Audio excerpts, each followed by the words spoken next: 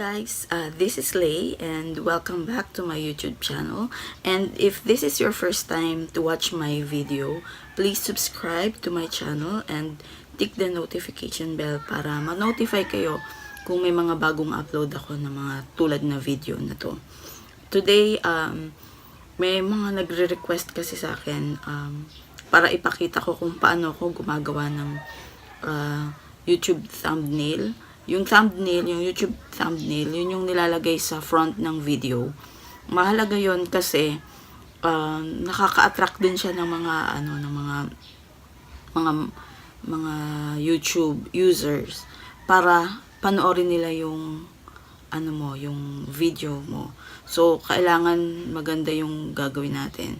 So sa start hindi naman talaga ganun agad kaganda, pero definitely matututunan nyo rin kung paano siyang gawin ng according to your taste na magiging feeling nyo magiging attractive siya sa mga YouTube user. So, ang gagamitin natin ngayon ay yung Canva. Yun yung ginagamit ko para mag-edit ng mga thumbnail. So, pwede siyang gawin sa cellphone, iOS or Android users, and pwede rin siyang gawin sa PC. Ang maganda dun kasi yung lahat ng mga ginawa mo nakalagay siya sa isang kasi gagawa ka ng account, so lahat ng mga lahat ng mga gawa mo na mga thumbnails or anything, hindi lang kasi siya sa thumbnail, presentation, marami pang iba. So, i-explore nyo lang yung mga pwedeng gawin doon. Habang nagbabrowse ako, makikita nyo rin naman kung ano yung mga pwede nyo pang gawin doon. So, tara na guys. Tuturo ko na sa inyo kung paano yung step by step na ginagawa ko. Meron akong naka-download nung Canva. Check na lang natin. Ayan. Yan yung mga ito yung mga pwede natin gawin pa sa Canva. So, pwedeng scratch, gagawa kayo, just scroll it from right to left. Yan yung mga pwedeng magawa. So, ikaw yung magde-design from scratch. Tapos, meron namang mga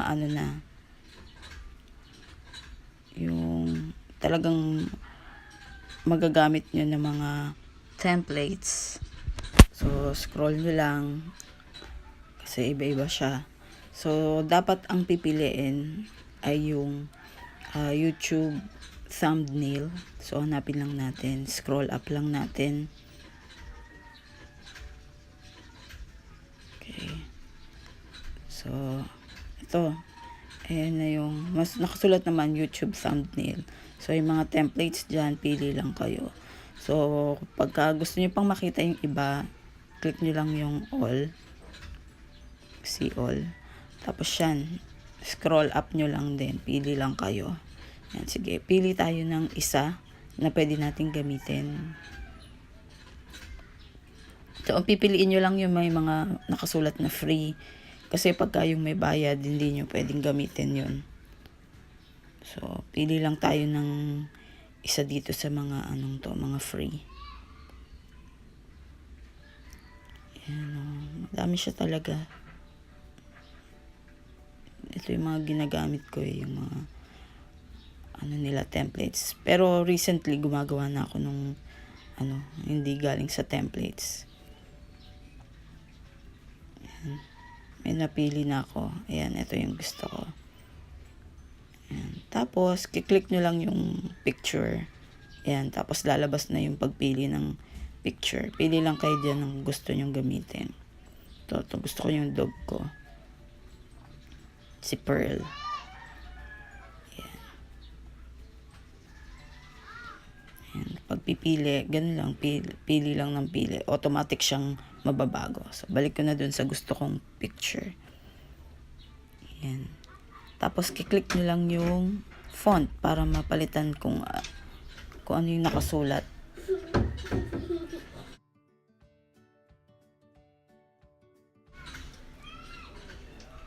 Tapos edit nyo lang yung nakasulat kung ano yung gusto nyo. Tapos, ayan.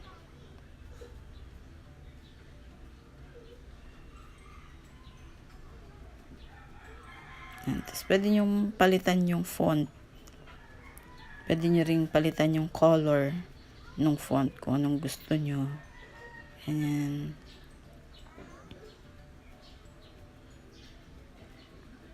Madali lang siya. Tapos, pwede nyo palitan yung size, yung spacing. So, friendly user talaga tong si Canva. Kaya masasuggest ko to. Kahit sa school, ito rin ang ginagamit ko noon. Ayan. Ayan. Ano nyo lang. Edit. Ayan. Pwede nyo move kung saan nyo gustong ilagay yung font. Yung orientation, pwede nyong i-tilt kung gusto nyong naka-tilt. Ganyan. Gusto ko nakaganyan lang. Tapos after nun, pag gusto nyo i-save, i-click nyo lang yon, yung parang arrow na may guhit. Ayan. Masasave na siya dun sa mga, sa mga photos.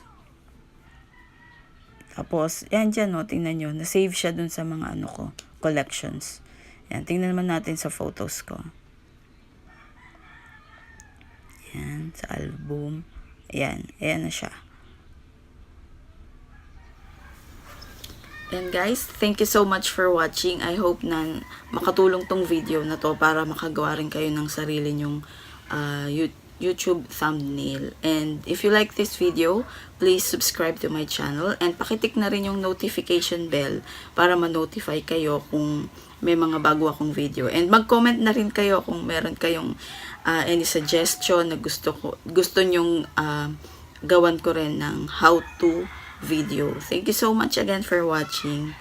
Bye!